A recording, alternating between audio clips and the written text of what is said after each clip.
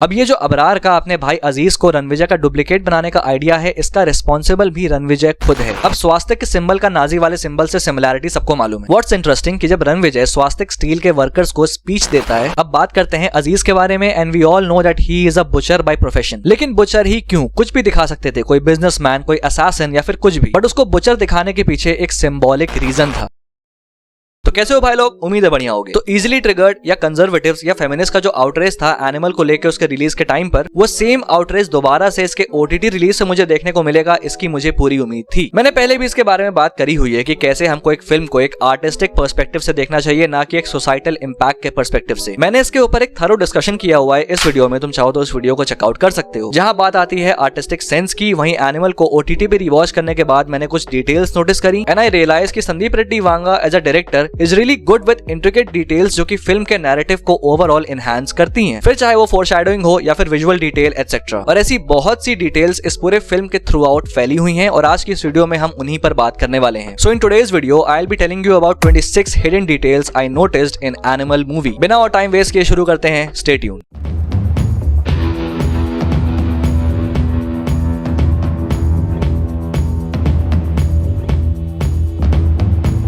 सबसे पहले तो I would like two point out कि ये फिल्म गॉडफादर से कितने पैरेलल्स ड्रॉ करती है। फर्स्ट ऑफ ऑल, एक बेटा जो फैमिली से अलग रहता है, उसके बिजनेस में उसे इंटरेस्ट है नहीं, सालों बाद वापस आता है। फादर के ऊपर असैसिनेशन अटेम्प्ट होता है बट वो सर्वाइव कर जाते हैं, एंड बेटा बदले की आग में वो काम कर जाता है जो उसने सोचा भी नहीं होगा, एंड इवेंचुअली बदला लेते लेते एक कोल्ड हार्टेड इंसान बन जाता है। Now moving on to the next detail. तो फिल्म में रणविजय का प्रोफेशन एक एरोस्पेस इंजीनियर है, एंड स्पेसिफिकली एक स्पेस क्राफ्ट इंजीनियर का, जो कि हमको इस सीन में मालूम चलता है, जहां उसके जीजा उसको मिस्टर स्पेसक्राफ्ट इंजीनियर बोलते हैं। व्हाट आई फाउंड इंटरेस्टिंग कि रणविजय का ये प्रोफेशन रैंडम नहीं है। फिल्म के स्टार्टिंग में हम देख सकते हैं कि रणविजय के बैग पे एस्ट्रोनॉट बना हुआ है, एंड उसके कमरे में भी यू कैन सी कि रॉकेट्स के, स्पेस के, गियर्स के पोस्टर हैं। उसके बेड पे भी एस्ट्रोनॉट के फिगर्स हैं। मतलब कि स्पेसक्राफ्ट इंजीनियरिंग वाज समथिंग जिसके लिए रणविजय बचपन से ही पैशनेट है, and these minute details by the director show की ऐसी छोटी चीजों के लिए भी उन्होंने सेटअप और बैकग्राउंड दिया हुआ है। अब जैसा कि मैंने बताया कि रणविजय एक स्पेसक्राफ्ट इंजीनियर है, लेकिन कोई भी ऐसे डायरेक्टली स्पेसक्राफ्ट इंजीनियर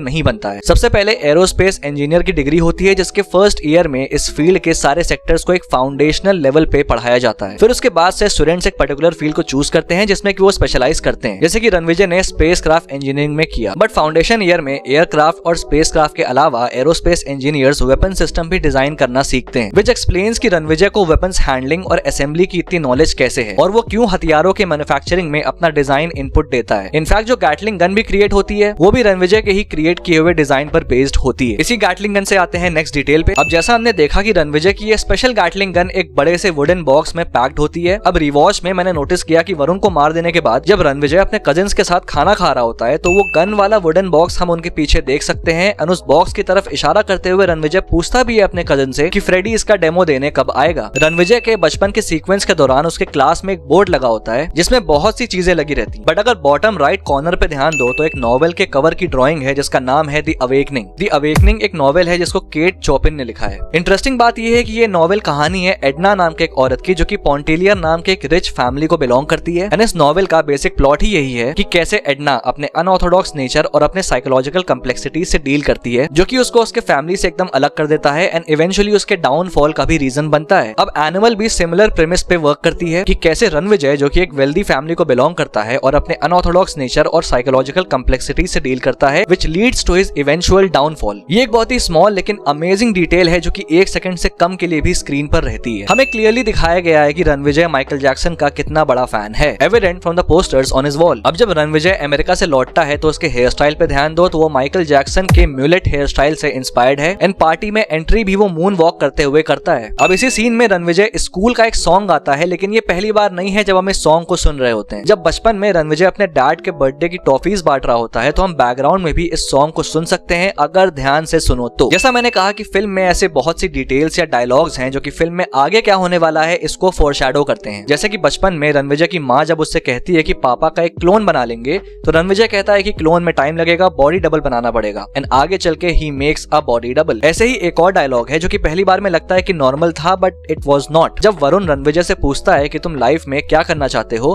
तो रणविजय का रिप्लाई होता है कि आप सुन पाओगे। अब आगे फिल्म में हमको मालूम है कि रणविजय क्या क्या क्या करता है और किस हद तक करता है। इनफैक्ट ये सब कुछ जब वो चर्च के फादर को बताता है तो वो उल्टी कर देते हैं। तो लाइक रियली वो जो करता है वो कुछ लोग एक्चुअली में नहीं सुन पाएंगे। और फिर वरुण कहता है कि देखते हैं कि तुम क्या करते हो, तो रणविजय कहता है कि आप देख भी नहीं पाओगे। दैट्स ऑल्सो ट्रू, क्योंकि वरुण तो जिंदा ही नहीं बचता है रणविजय के रैम्पेज को विटनेस करने के लिए। अब सबसे बड़ा कंफ्यूजन जो कि व्यूअर्स के बीच में है कि आखिर ये रणविजय है या फिर अजीज, और इसको लेकर न्यूमरस थ्योरीज भी हैं। मेरी भी कुछ हैं जो कि तुम इस वीडियो में चेकआउट कर सकते हो। बाकी एक थ्योरी है जो कि लोग इस चीज को सपोर्ट करने के लिए यूज कर रहे हैं कि ये अजीज नहीं रणविजय है। वो थ्योरी है ये बंदर वाली कहानी। एंड व्यूअर्स ने पॉइंट आउट किया कि अपने जीजा से लड़ते वक्त भी वो एक बंदर वाली कहानी को मेंशन करता है। वेल जो मंकी स्टोरी यहाँ पे ये ओल्ड रणबीर कपूर सुना रहा है और जिस मंकी स्टोरी का जिक्र रणविजय करता है वहाँ पर वो दोनों मंकी स्टोरीज अलग अलग है। ध्यान से सुनो तो वो कहता है कि इसको वो बंदर वाली कहानी पता है जो तलवार लेके राजा की रक्षा करना चाहता है। वेल यहाँ कहानी कुछ यूं है कि एक राजा का इंसानों पर से विश्वास उठ जाता है तो वो एक बंदर को लेके आता है अपनी रक्षा करने के लिए और उसको तलवार चलाना सिखाता है। एक बार राजा सो रहा होता है तो उसके गर्दन पे एक मक्खी आके बैठ जाती है और उस मक्खी को मारने के लिए वो बंदर उस तलवार को राजा की गर्दन पे ही चला देता है।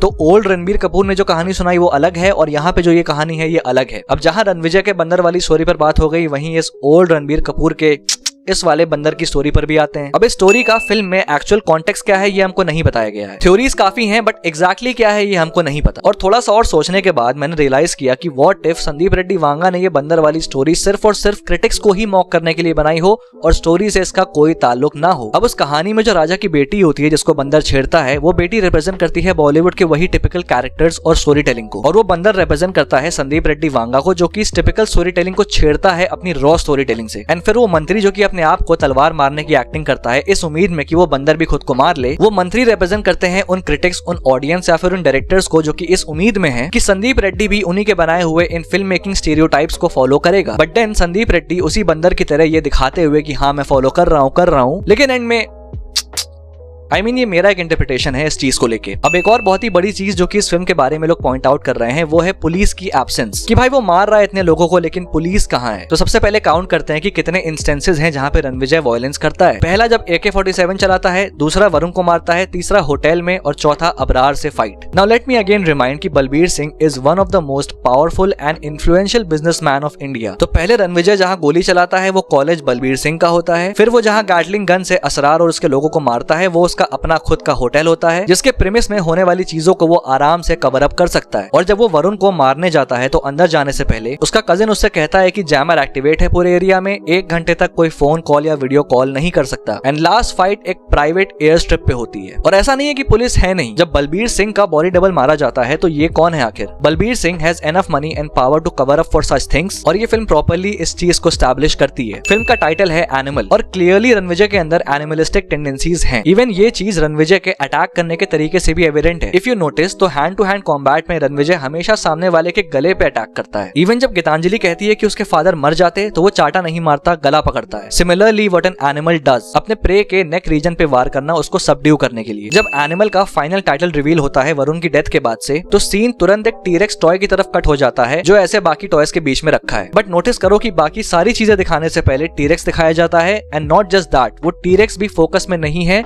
जो चीज फोकस में है वो है ये कार जिसमें ऐसे एक फैमिली बैठी हुई है। That T rex somewhat represents the ferocity and violence जो कि रणविजय अभी आगे फिल्म में अनलीश करने वाला है। And this family represents his own family and how that T-Rex, या फिर हम कह सकते हैं रणविजय की फेरोसिटी और वायलेंस उसकी फैमिली लाइफ के ऊपर एक टोल लेने वाली है। एंड ये सीन डेलिबरेटली इस सीन के बाद आता है क्योंकि वरुण को किल करना ही वो पहला स्टेप है उस डार्क पाथ पे जिस पे विजय चलने वाला है। अब इसी पूरे टेबल का हमको फुल लुक मिलता है तो हम देख सकते हैं और टॉयज और ढेर सारी ड्राइंग जो कि रणविजय के बच्चों ने बनाई है। एंड कैसे रणविजय ने इन सब चीजों को अच्छे से ऐसे डैशबोर्ड पे लगा के रखा है। दिस शोज की अनलाइक हिज फादर, रणविजय अपने बच्चों की हर छोटी बड़ी चीजों को अप्रिशिएट करना जानता है। Moving on to the next detail, तो तुम्हें याद होगा कि रणविजय गीतांजलि के सामने 7 ईयर इच थ्योरी को मेंशन करता है। अब ये 7 ईयर इच थ्योरी है क्या? वेल, इस थ्योरी के अकॉर्डिंग एक कपल 7 साल के बाद अपने मैरिज से अनहैप्पी या फिर डिससैटिस्फाइड फील करने लगता है, प्यार कम हो जाता है एंड उन दोनों में से कोई एक किसी दूसरे के साथ एक सेक्सुअल रिलेशनशिप स्टैब्लिश करने की सोचता है। And this is a kind of foreshadowing कि आगे मूवी में क्या होने वाला है। रणविजय और गीतांजलि की मैरिज स्ट्रेन होती है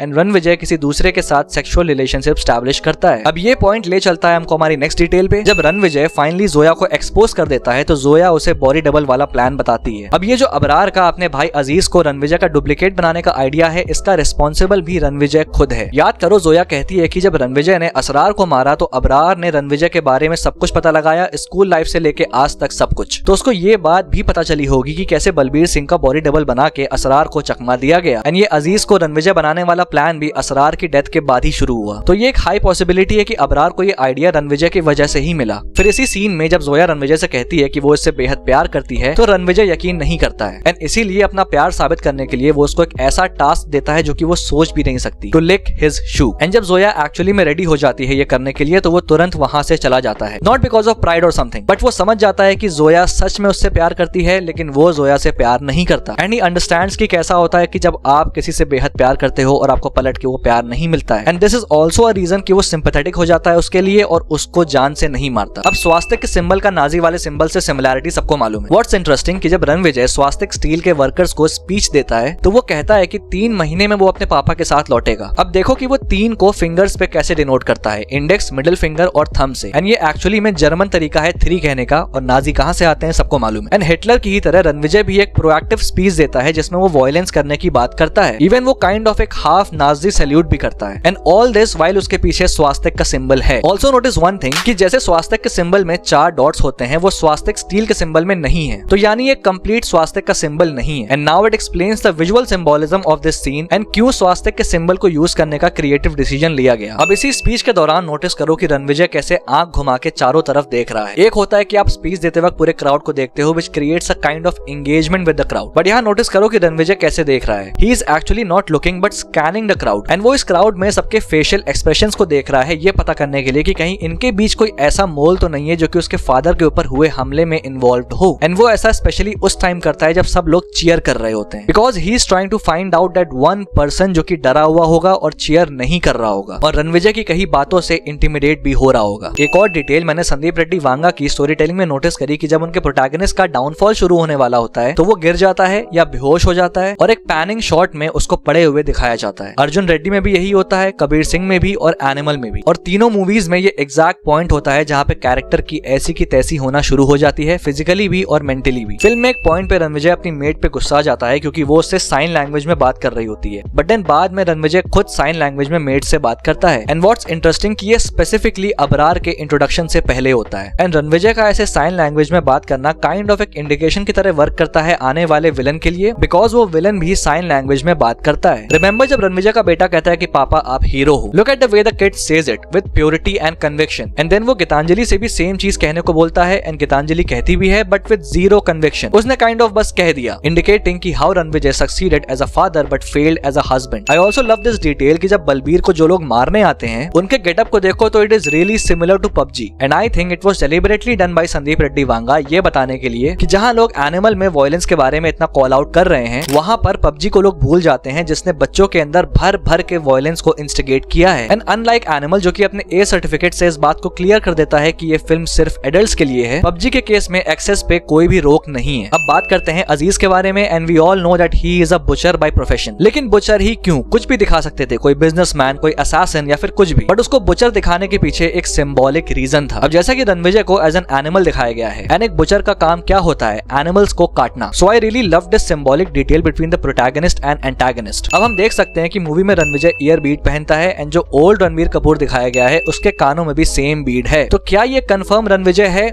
नहीं, क्योंकि सेम ईयर बीड हम अजीज के कान में भी देख सकते हैं, इम्प्लाइंग कि कितनी माइन्यूट डिटेल्स पे ध्यान दिया गया है अजीज को रणविजय बनाने के लिए। एंड इस छोटी सी डिटेल से संदीप रेड्डी वांगा इस पॉसिबिलिटी को ओपन करते हैं कि ये अजीज भी हो सकता है। बाकी बात रही आवाज की, तो लारिंग्स की भी सर्जरी होती है जिससे कि आवाज को बदला जा सकता है। So you never know. And में जब जोया वॉमिट करती है तो नोटिस करो कि अजीज फिंगर पे काउंटिंग करता है। He is actually calculating the time कि जब बच्चा पैदा होगा। प्रेगनेंसी में यूजुअली 1 महीने के बाद उल्टियां आना शुरू होती हैं, विच मीन्स अराउंड 8 महीने बचे हैं बच्चा पैदा होने के लिए। एंड बलबीर सिंह के पास अराउंड 6 महीने हैं जिंदा रहने के लिए। तो आई हैव अ थ्योरी कि जोया का जो बच्चा है वो एक्चुअली में रणविजय का ही होगा और बलबीर सिंह की डेथ के बाद पैदा होगा, जिसकी वजह से रणविजय को ऐसा लगेगा कि ये बच्चा एक्चुअली में उसके फादर का रीइंकार्नेशन है एज हिज ओन सन, जैसा कि वो कहता भी है कि अगले जन्म में मैं पापा आप बेटा। And this baby can really create a interesting dynamic in animal park और रणविजय को एक बड़े कॉन्फ्लिक्ट में डालेगा। तो फिलहाल के लिए ये मेरी डिटेल्स थी एनिमल फिल्म में। बाकी तुम्हारे क्या थॉट्स हैं इसके ऊपर मुझे कमेंट बॉक्स में लिख के जरूर से बताना, और अगर तुम्हारे पास कोई डिटेल्स हैं तो उसको भी कमेंट बॉक्स में लिख के जरूर से बताना।